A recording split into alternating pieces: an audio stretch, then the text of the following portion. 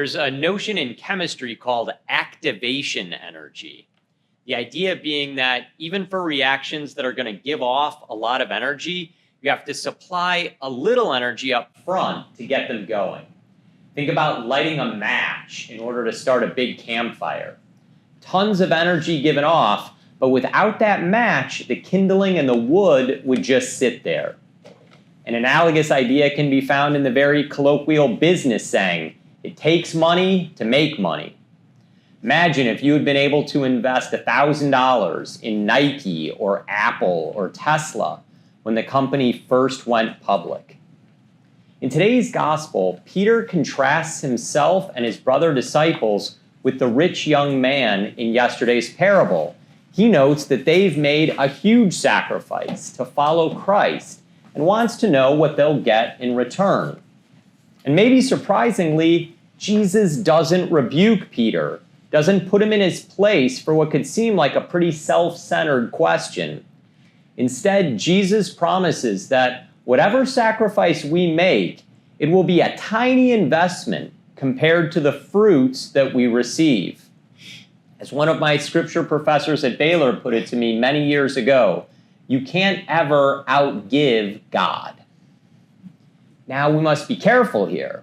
The great Christian tradition has never interpreted these verses from Jesus to mean what we might rightly disparage as the prosperity gospel. Nevertheless, there are some ways in which we can take Jesus' words literally and apply them even to the realities of this life. Consider, for instance, all of the beautiful Christian churches in our own neighborhoods and all of the truly magnificent churches throughout the world.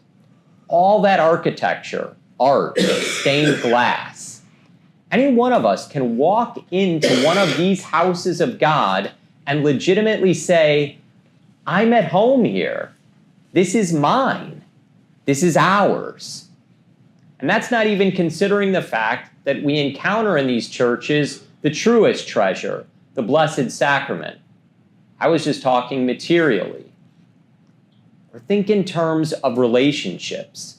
If a pastor invests in building up his parish community, and if you and your fellow parishioners do the same, think how many friends, how many brothers and sisters, and fathers and mothers, and children you will have instantly gained. It's impossible to imagine you cultivating all those friendships and bonds on your own. But when everyone is devoted to Jesus Christ, he can bind so many of us to each other in astonishing ways.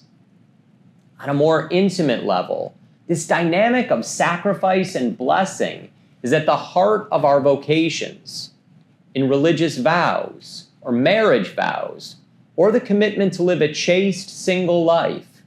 The sacrifices are real and not to be minimized. But when embraced authentically, these sacrifices can yield 100-fold in graces, in the benefits of meaning and relationship. And the family in particular can model these wonderful principles every day. The commitment to eat together and to pray together, these require genuine sacrifice. Sacrifice of time and energy. Sacrifice of the activities you otherwise would be engaged in. But if you invest that time and energy around your dinner table and in your family prayer space, you are inviting God Himself into your everyday life in a very explicit way.